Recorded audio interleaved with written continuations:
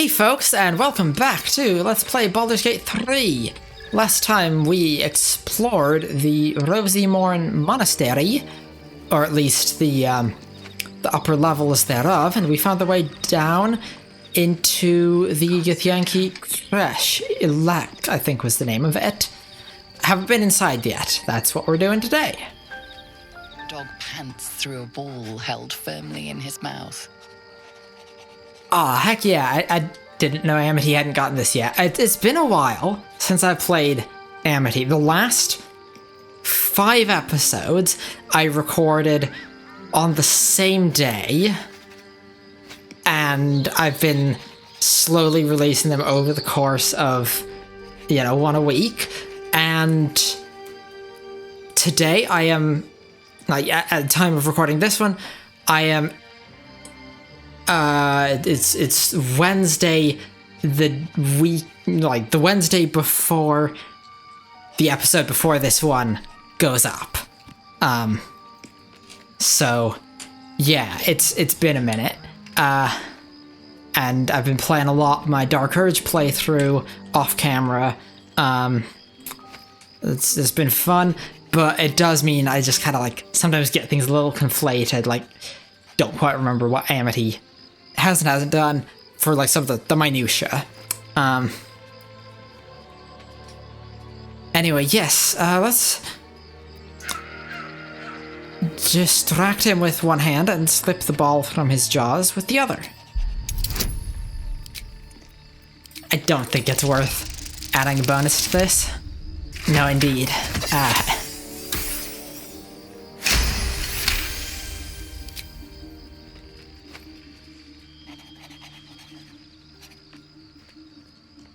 He relinquishes the ball. It is well chewed and slick with drool.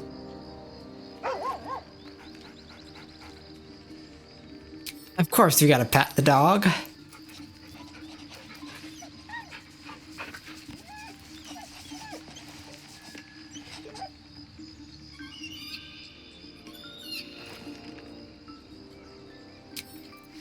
And now, yes, we can, What do you get up to all day without us, Oh, heck yeah. I hadn't actually seen that new animation. That's new in patch 7, Shadowheart petting the dog. That was really cute. But yeah, you can play fetch with Creche. I love this. This is they didn't have to do this. They didn't have to put this in the game, but they did, and it's amazing.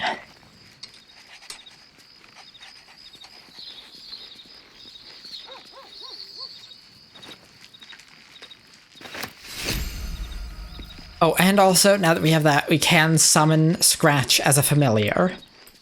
So that's very cool. Anyway, it looks like Shadowheart has something to say. There's something I want to talk to you about. Something important. Well, now I'm intrigued. Do continue. I could have died in that pod, back on the Nautiloid. You could have died, spending precious moments trying to free me, but you did it anyway. I owe you my life. I'm trying to say that you've earned my trust in a way very few ever have. I want that to mean something.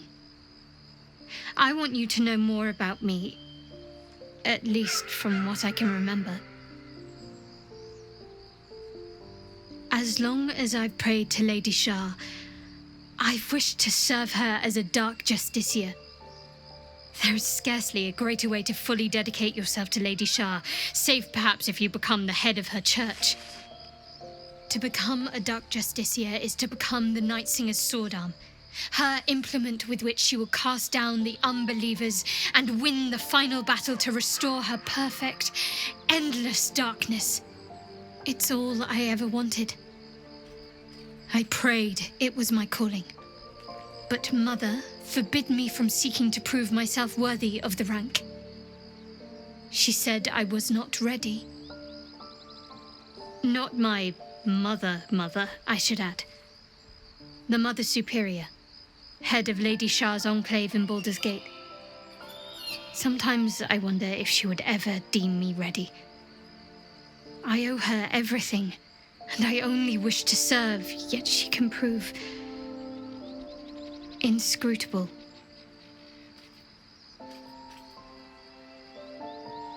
Now, Amity definitely had her reservations about Shadowheart to begin with, and she still has mixed feelings. Shadowheart seems... I mean, she seems sweet, and it's nice her confiding in Amity like this, but then, you know, what she's saying is, you know, her deepest desire is to be an agent of terror for an evil goddess. It's not exactly the best thing. I don't think Amity... I think at this point Amity doesn't think that Shadowheart is evil or is like a fundamentally bad person. I don't think Amity really believes anybody is a fundamentally bad person, but there's... she's sensing some of the conflict in Shadowheart, and she doesn't quite know where she stands on this, but she does appreciate the openness. Do you think she'll ever relent and make you a Dark Justiciar? I don't know. Perhaps if I succeed in my mission and reach Baldur's Gate. Hope has little place amongst Lady Shah's children. It's an illusion, a distraction. But for this, I hope my time will yet come.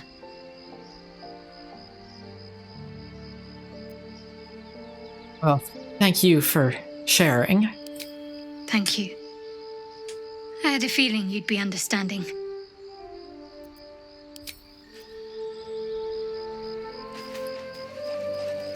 Amity tries to be understanding.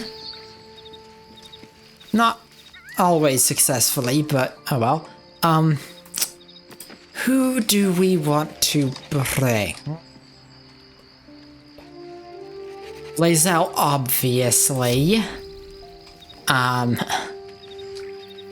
Will is good to have around because of how much he benefits from the Song of Rest, and he is sharp as ever. Very powerful with that. Shouldn't have wished to live in more interesting times. Now, the Githyanki, they're a bunch of warriors, and they probably respect warrior types. So I feel like Karlach Soldier. might be a good choice for diplomacy's sake. You know, Amity is very charismatic, very skilled talker, but having Karlach to kind of show, no, we do also have cool, tough, really hot warriors on Faerun. That's probably would go over well. At least that's Amity's reasoning. Come on, we're heading out. You know I'm up for it, but your party's a little full. Gale could do with a rest. Excellent. Let's go. Oh, she has a level up.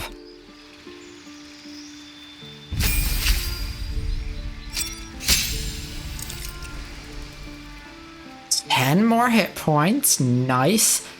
Extra attack and 3 meters increased movement speed. Now, the extra attack's going to make a huge difference. The extra 3 meters movement speed, that's also going to make a difference. And Legacy of Avernus Branding Smite. Sorry, not Sprite. Branding Smite. 2d6 radiant damage. Oh, weapon damage plus 2d6 radiant. Possibly marks your target with light, preventing it from turning invisible. Last 10 turns. Con save, concentration, once per long rest, action. Yeah, uses action and a bonus action. And we're never going to be able to use it because it's a spell and she can't cast spells while raging, as she's a barbarian, so raging is like her whole thing. I get the lore reason of why she's a Zariel Tiefling. Is that blood? But come on. She just... Let's get going. It's not useful. At all. Speaking of not useful... What? Oh, he's just... It's weird that has to load it. He's just over there. But yeah, have we not really... We've not really done much with Karlach, I guess. She doesn't have any new items, huh? That's medium armor, which Shadowheart should be wearing. Go for a good meal. 6 to 15 as opposed to 5 to 16. So this one's 1d10 plus 5 as opposed to 1d12 plus 4. But this one has different abilities. Your Great Axe has Cleave, Lacerate, and Prepare. Sacrifice 6 meters movement speed to deal an additional 4 slashing damage with your melee weapon this turn.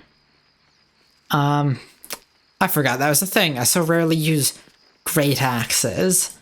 Whereas Faithbreaker has Absolute Power. Oh, and this is the one we got from Dror Ragslin. Absolute Power, 1d12 plus 8 slashing damage. Really? On a hammer? Okay. Plus 1d6 force. That's once per short rest. I think these all are, yeah. Backbreaker, possibly knock your enemy prone. Concussive Smash, possibly daze the target. They can't take reactions and lose their dex bonus to AC.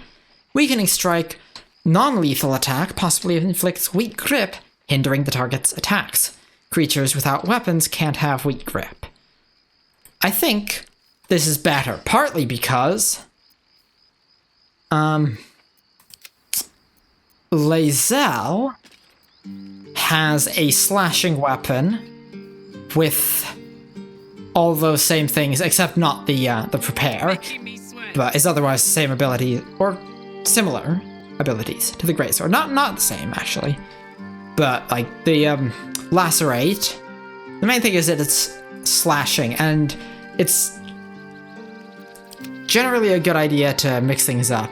Will also has slashing, so if we come up against an enemy who has slashing resistance, but not bludgeoning resistance, or has bludgeoning vulnerability even, then yeah, that'll be useful. All's well that ends not as bad as it could have. Now let's leave camp and... Alright, now here we go. Descending into the Githyanki Creche.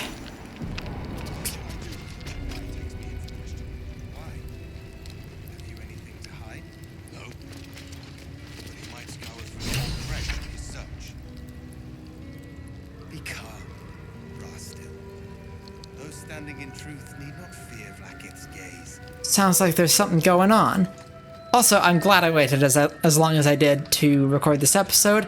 they fixed the broken textures on the Githyanki's pauldrons. In the last patch, the pauldrons had no textures. The war myth for Savage to teach the young ones. No. Githrak Voss is a hero. Anyway, let's... Sentries to arms! Istik, state your purpose quickly. Stand down, Gish. Is it not Vlaakith's command to welcome her faithful? I expected no visitors, faithful or otherwise. Why have you come? Let's see, how do we want to handle this? We know... So, the Githyanki, according to Lae'zel, have a cure for the parasites. That's what we're after here, primarily. We also know that the Githyanki are looking for the artifact that Shadowheart carries, and the Absolute are also looking for that. So if we can find more intel about that, that would be good. Not essential, though. That's not the priority. Also, I think we'll defer to Lae'zel in this instance. Amity trusts her and trusts that she knows how to handle her kin. We seek the Sathisk. Show me the way. You are infected. A Gake Thrall is something to eradicate, not reason with. The faithful may be purified. This is Vlaakith's protocol. Fine. Let the Gustil carry out your fate. Report to the infirmary at once. And step carefully. Creche like watches you. Better. Forgive me. We have not been visited by an Inquisitor in an age. It is an honor. An Inquisitor, huh? Concerned and excited. Now that's interesting. Or as, I heard they're making us join the patrol soon. The search must be going badly. Hush, Quanirel. a search for what? A certain artifact, perhaps? What if they don't find the weapon? Do we even know it? An Istik? But you can't be here. I can't be seen with you. The Chakrai. Quanirel, the Inquisition have more to worry about than who you talk to in the corridors.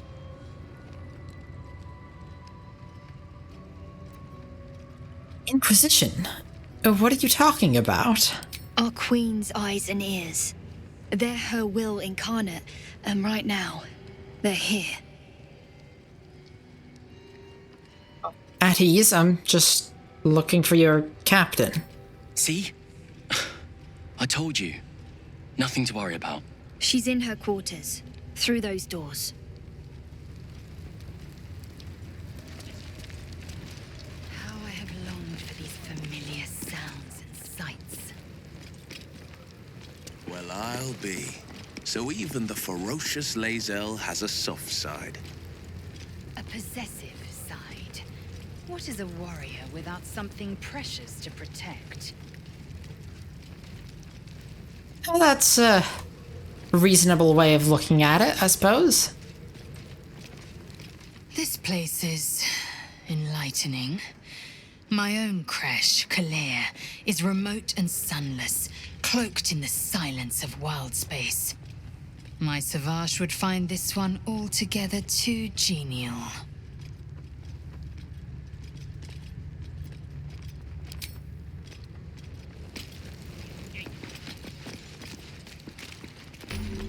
A point. And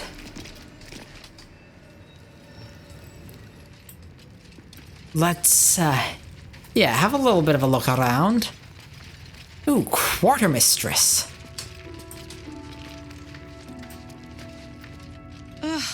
Blood? Rust? Squar? Is there no odious substance not smeared on this delivery? I'd heard this plane was disgusting, but I didn't think it would be like this. There must be something worthwhile on this plane, or your kind wouldn't be here. Most metals here fold like istics, much like istics themselves. But if you're so keen to extol their virtues, you can pay accordingly. Alright. Yes, let's see what she has to trade.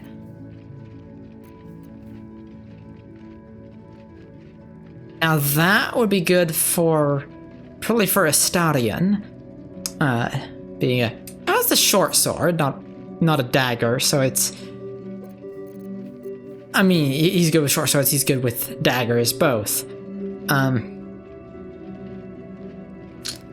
Gloves of Dexterity. I don't think we've got anyone who really needs dex.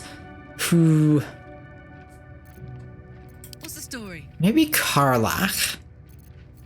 Let's see. Yeah, I definitely want this knife.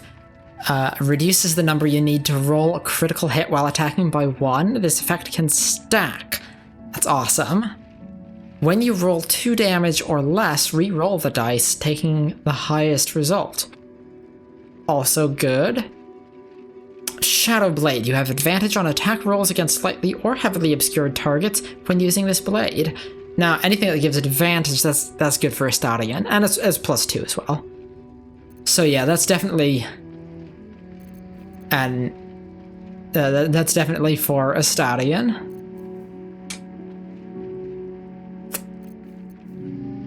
Daredevil gloves are also good. Ranged spell attacks. Oh, we're against a +1 bonus spell attack rolls. Ranged spell attacks are made as melee spell attacks when adjacent to a hostile creature. That'd be good for Will, probably. So let's sell all the wares we have. And why did I not give that to Karlach? There.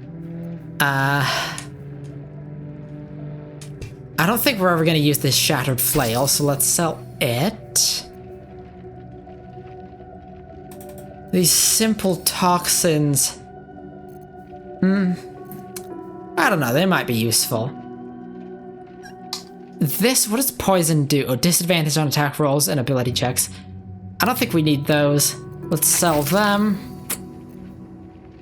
Potion of sleep, don't need. Potion of mind reading, don't need.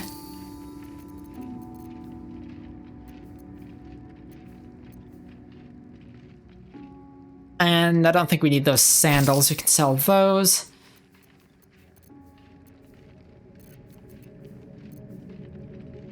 Anything else?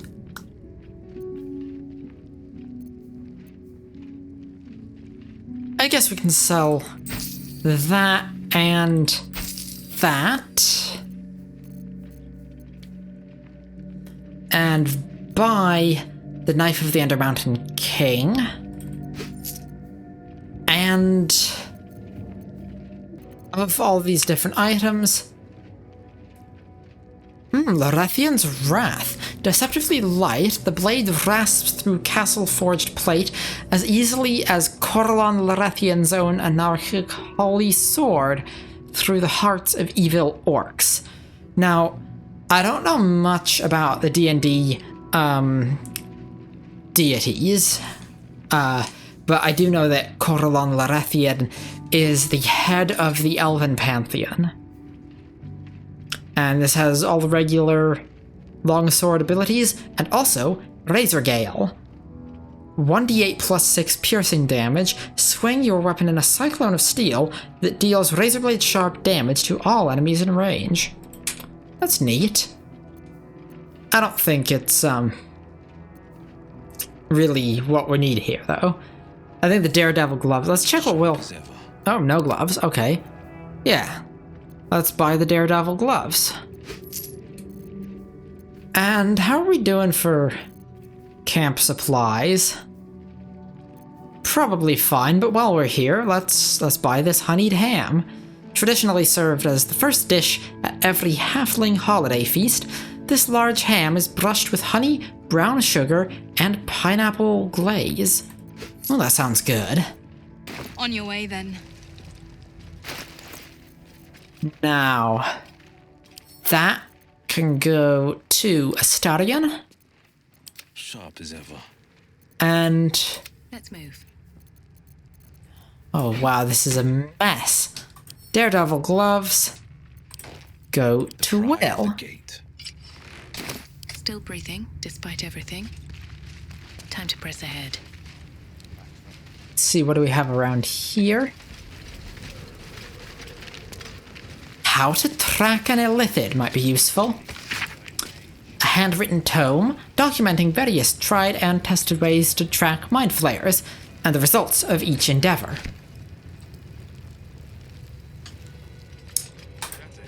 Amity's not gonna try to rob the Githyanki.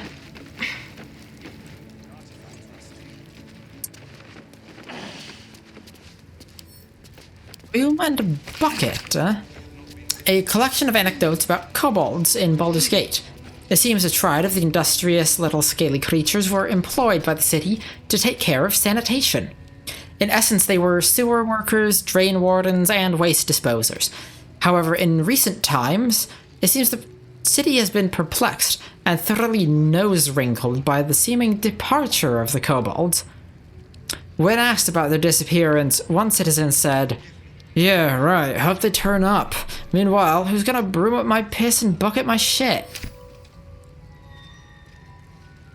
On psionic manipulations and countermeasures, that sounds probably more useful. A thorough account of how best to protect your mind from illithid manipulation and subsequent domination. When dealing with mind flayers, remember that it is their nature to assess the utility, strengths, and weaknesses of those around them, and to manipulate in order to get what they want. The best countermeasure you can take against a mind flayer is simply to avoid it.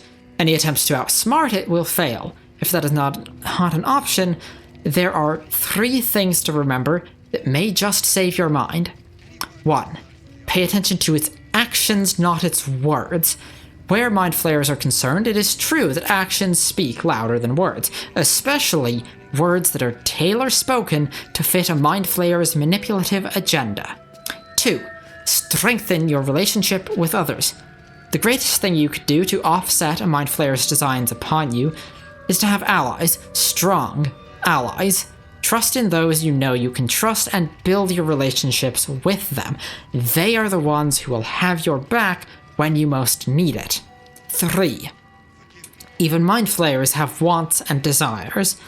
The only circumstance in which a relationship with a mind flayer may be beneficial to you is if you both want exactly the same thing. In the unlikely case that this is true, bear in mind that once you have outlived your purpose to a mind flayer, it will have no use for you. Probably good to keep in mind given that we are up against mind flayers, probably.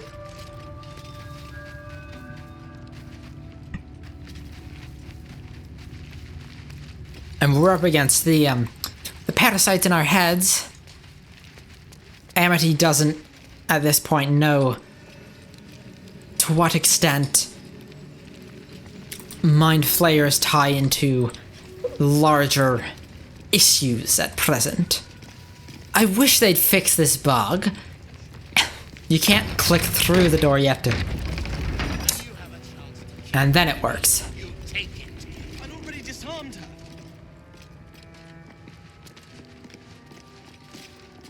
This is only a taste of the mercy a gate would show you. What's going on here? Githyanki! We are training to fight Gake.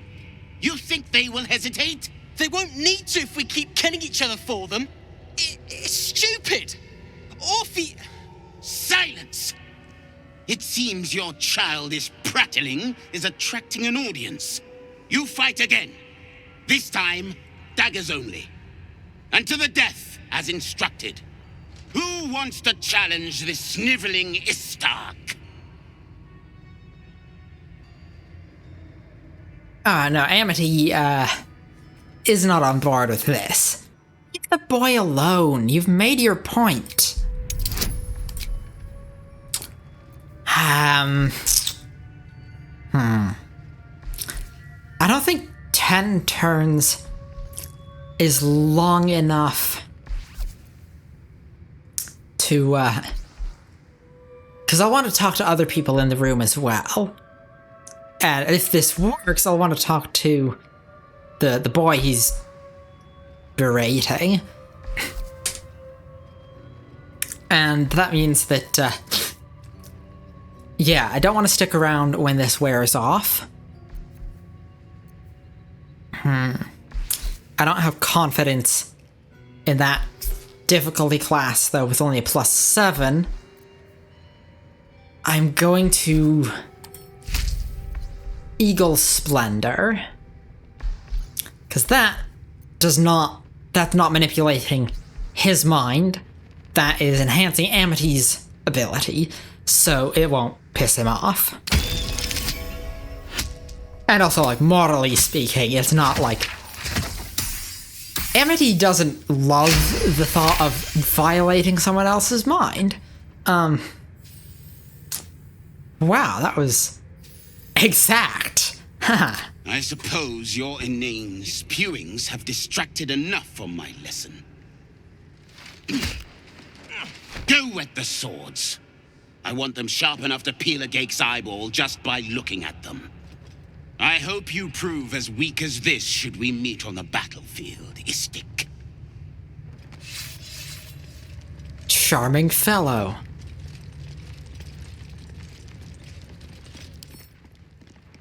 You are well on your way to being geek food. Do better. Ah, Varl, that's the guy, right? That was amazing. I've never seen someone talk the Savage down from a rage like that. He's always telling us how we have to be ruthless, that death is the only mercy we deliver. But you showed compassion and kindness. You're just like... Never mind.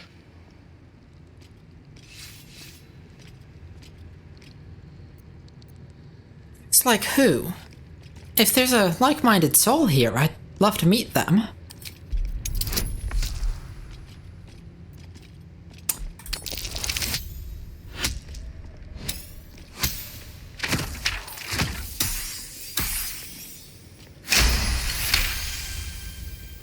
I speak of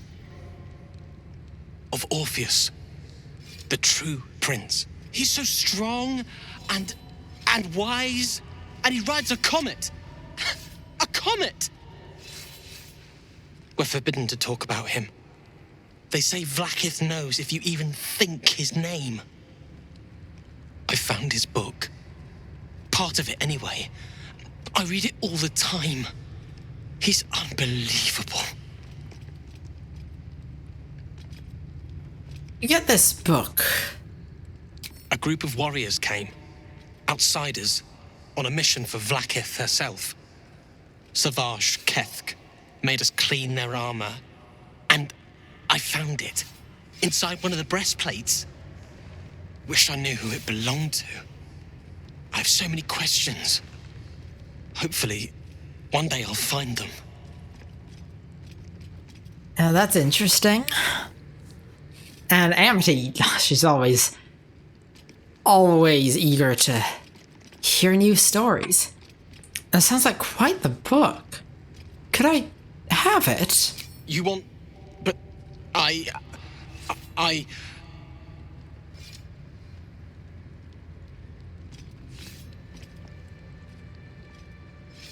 Now, I don't really like how, No, this is probably right, that given... Amity doesn't quite know the full nature of this, but there is, like... This is, doesn't seem like the sort of thing that would be exactly... She's getting the impression that whatever he's reading is something that would be frowned upon here. And given what we just witnessed... She's probably, to a degree, sincere. Like, she does want to see the story herself, but she also is genuinely kind of looking out for him here. You endanger yourself by carrying this around.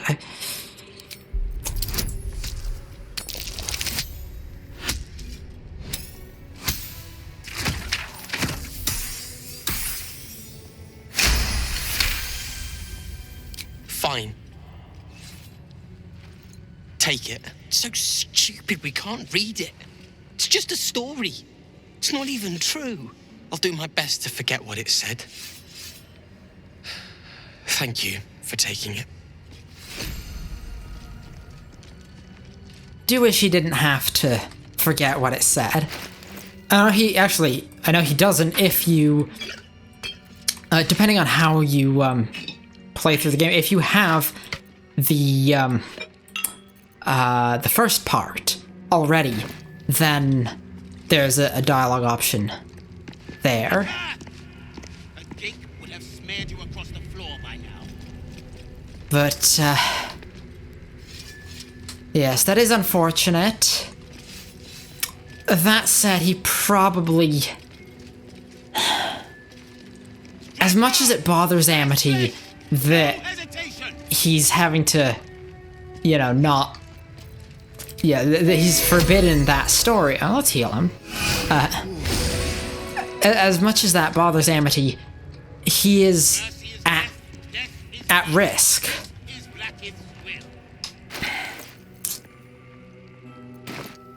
Anyway.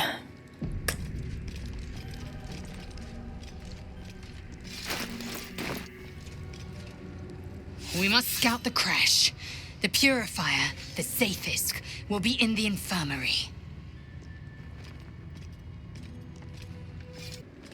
Let's ask her about the disc from the Creche. The disc appears in your mind's eye. Lae'zel sees it too, and considers the vision. Tissue markings. Ancient.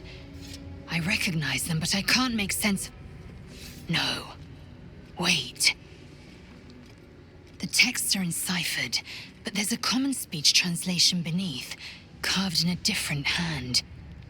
It's a story about Orpheus. Your head buzzes in concert with Lae'zel's, but it hardly matters. Even without the connection, you'd recognize her discomfort. You look uneasy. Are you all right? I am fine.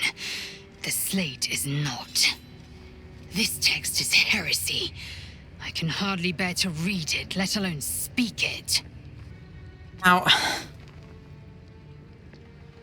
on the one hand, don't want to push her to do something she's not comfortable with, but I mean, it's just text. And I think Amity is of the opinion that shunning reading something just because it's heretical or whatever it's not a great mindset.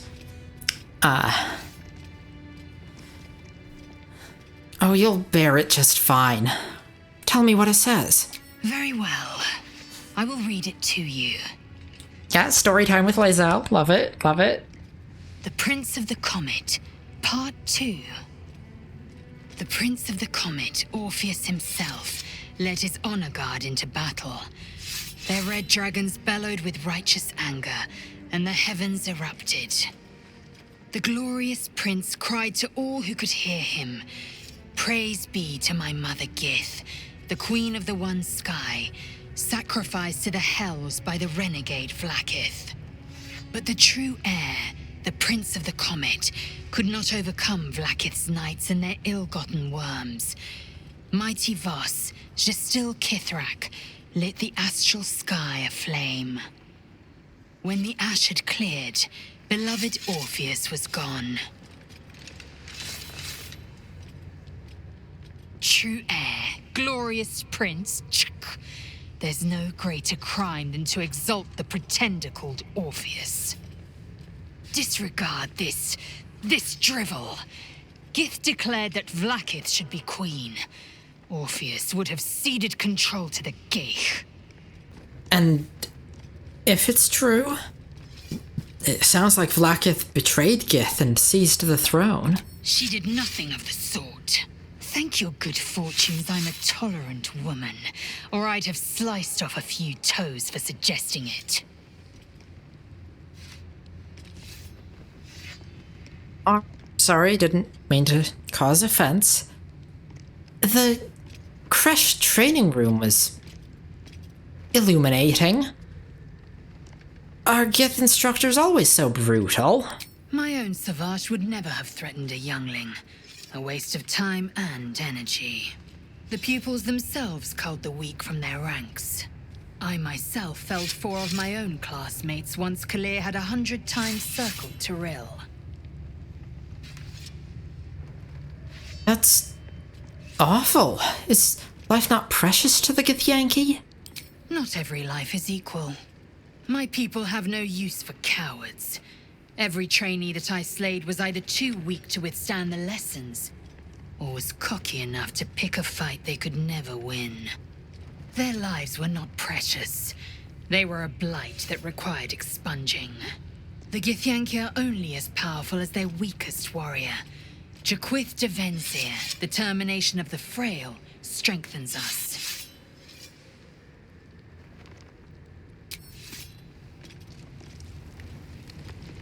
Well, that is enlightening. Amity doesn't really know anything of the Githyanki other than what she's learned from Lae'zel, and learning that that is the level of brutality that they're raised with. I mean, no wonder Lae'zel is so afraid all the time. That constant need to prove herself. And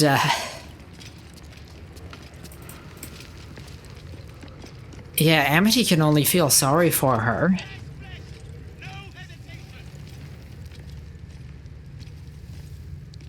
Let's see what the others have to say, though. Feels like we're walking into a trap.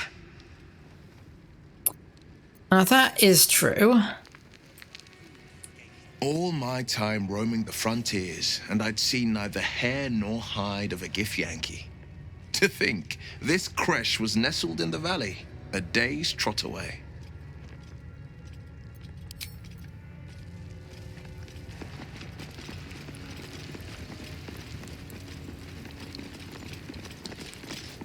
We hear a small portrait of Vlaakith. This imposing portrait depicts a powerful Githyanki warrior, undeniably regal in her mien. Vlaakith herself. She is both the sun that blinds us and the void that contains us. Praise be. In the corner of the painting is a small symbol you can't quite place. Yes, let's study the subject's features. This Githyanki looks different from the others you've seen here. The way her stark white skin stretches over her sharp features gives her a distinctly otherworldly aspect.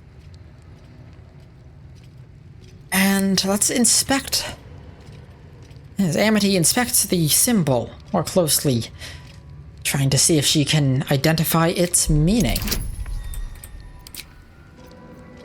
I don't want to break concentration on Eagle Splendor. I think that will likely be of use. I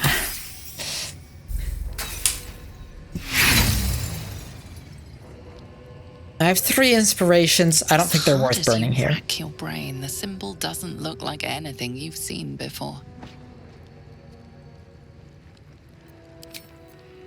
And while Amity isn't really sold on the whole Vlaakith is the coolest person ever thing, she's not gonna deface a portrait. I'd expect to see 15 eggs at the very least. Oh, this must be their hatchery, nursery.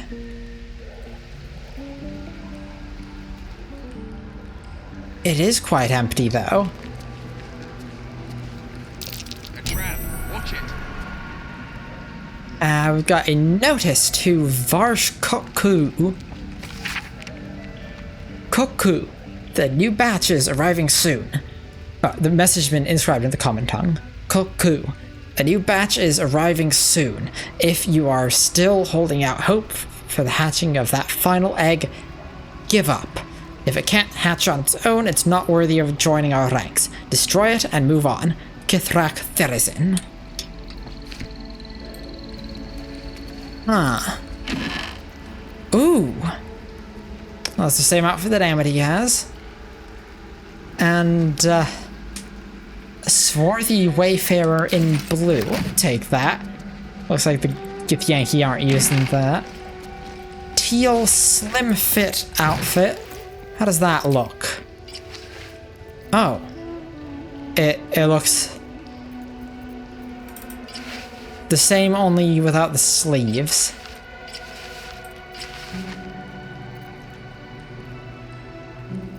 I've already talked at length about how it annoys me that it looks different on different body types.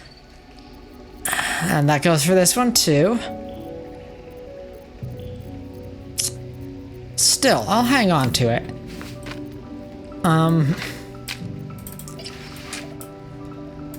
I could give it to Amity's, dye it to the same purple.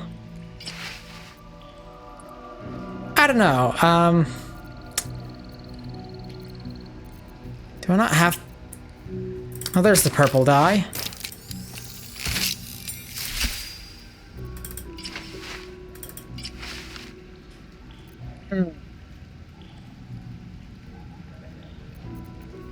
Kind of leaning towards keeping this one, but I don't know, leave a comment, let me know. What do you think looks better for Amity, with or without the shirt?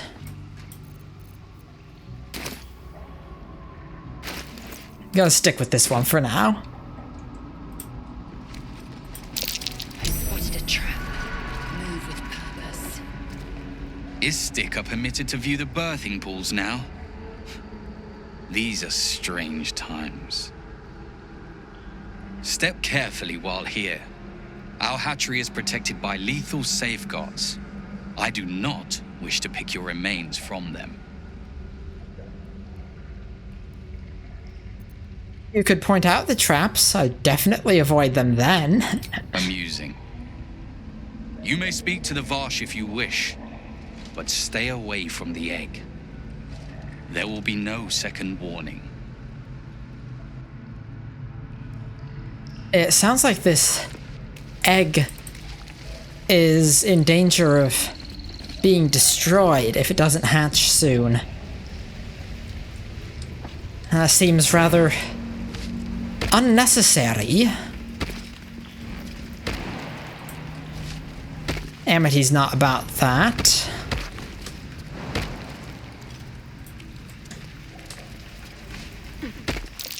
Watch how you go. There's a trap. Repulsion mine, I assume that would cause anyone who walks near it to get bounced into the acid.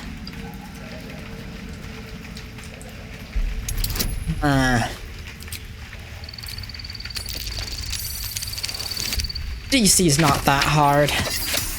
With the +6 modifier, if I roll a 4 or higher, that's sufficient. Oops.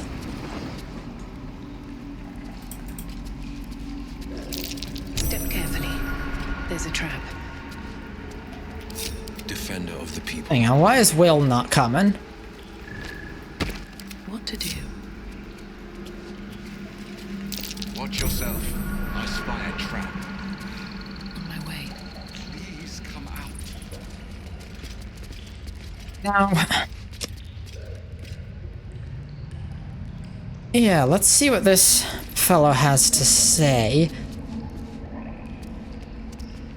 Yeah, Varsh Koku, the custodian of the hatchery. You can tell Kithrak Therizin that my position has not changed. The egg requires more time. Furthermore... Oh. I was not expecting an istik. What brings you to my hatchery?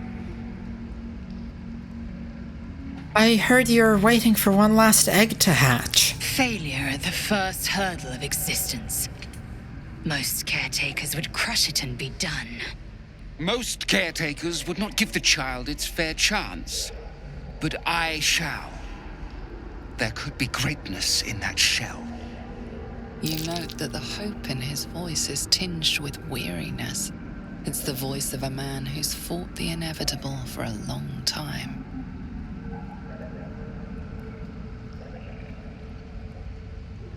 Now, Amity completely agrees with what he's saying here, but let's pry a little further, because I think at this point Amity already is, like, inclined to try to protect this egg. Just kind of instinctively, really. So let's see why he cares so much, because then maybe, I don't know, maybe that can lead to being able to help. Why do you care so much about one dud egg? I'm glad I kept the Eagle's Splendor on.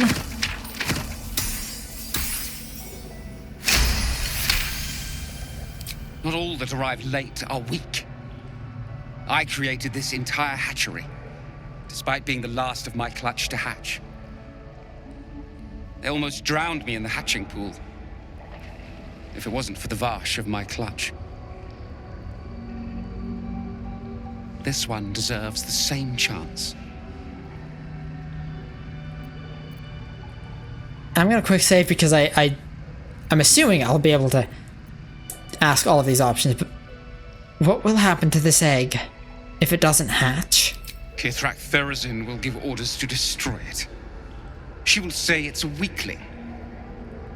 I'll give it a while longer. And if it doesn't hatch, it will have proven her right.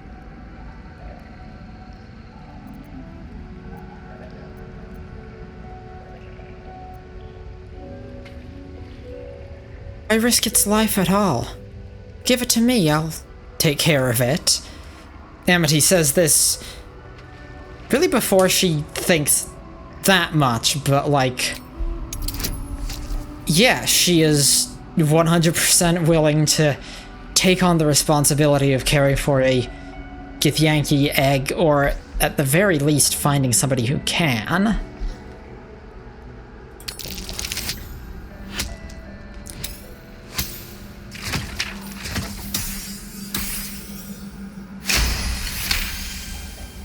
Might be more trouble than it's worth. It's what Amity gets for being excessively compassionate, quite frankly, and a little reckless about it. You? What do you know about Githyanki child rearing? Still, the captain's due for an inspection any day now, and if she sees it here, tell me. What will you do with it if I entrust it to you? I think now Amity's kind of like, she just kind of blurted that out, but now she's kind of, what she's just offered to do is kind of sinking in, and now she's thinking about it more seriously. I would raise it as if it were my own flesh and blood. That's what I feared. Still, I'm sure its nature will pervade, even if raised among lesser species. I can no longer ignore that Kithrak Therazin's patience has its limits. Very well. Here, take these. They will aid your approach to the egg.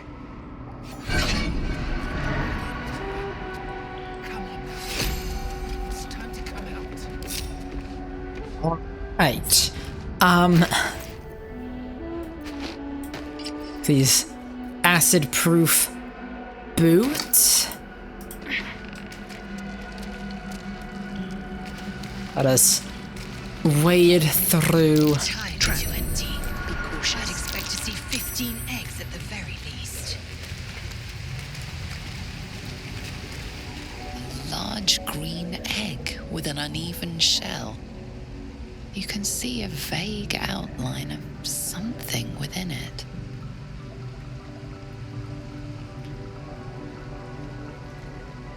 Amity reaches out to touch the egg.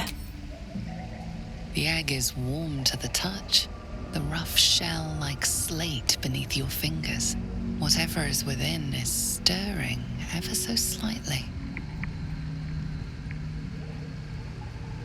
Amity picks up the egg and gently puts it in her pack.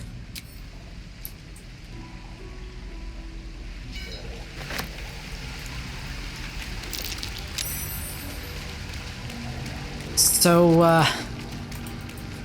I guess we have a baby now.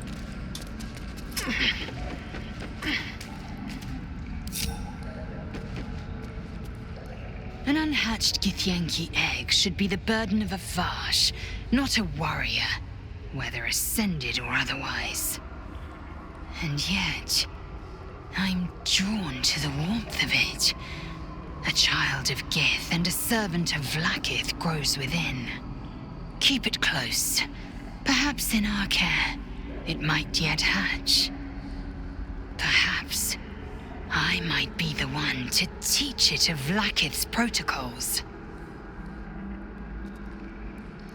That's cute. I mean, not the Vlaakith's protocols part, but I don't know. That is cute.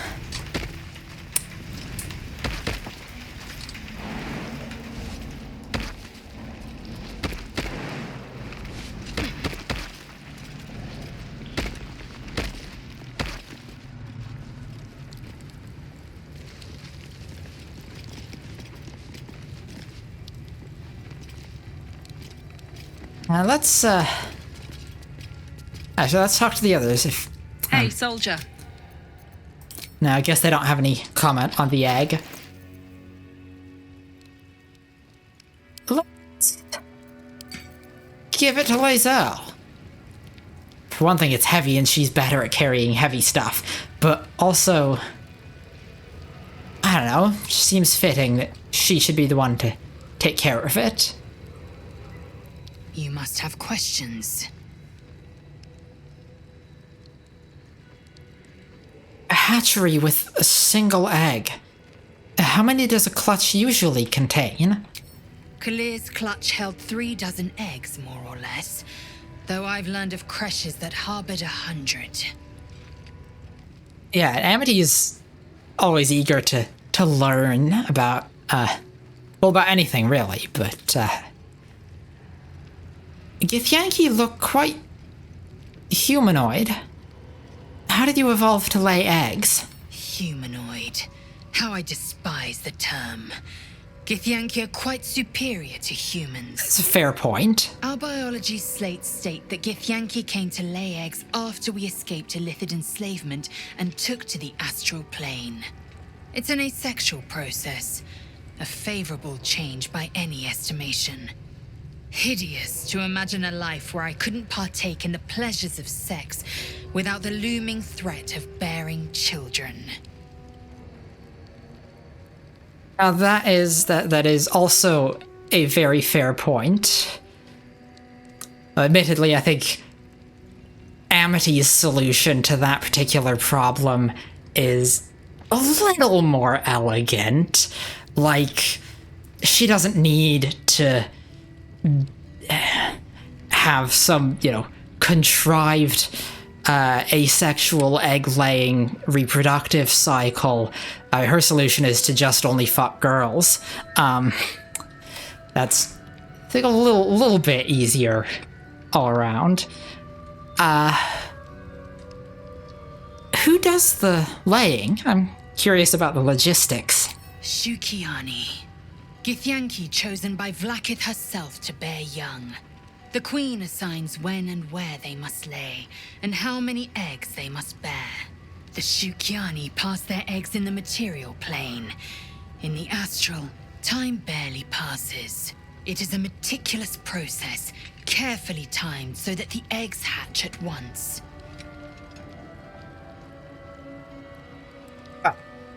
interesting as that is, onto other matters. Go on then. I guess that's it. Yeah, there's a lot Amity's learning about Githyanki culture that's a little troubling, but she still enjoys learning about it. Especially the way Lae'zel tells it.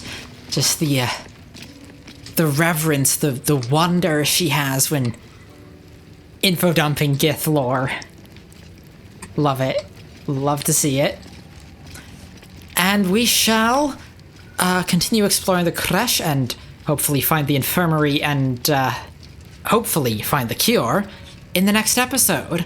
Thank you all so much for watching. Click the like button if you liked the video, or click the dislike button if you didn't.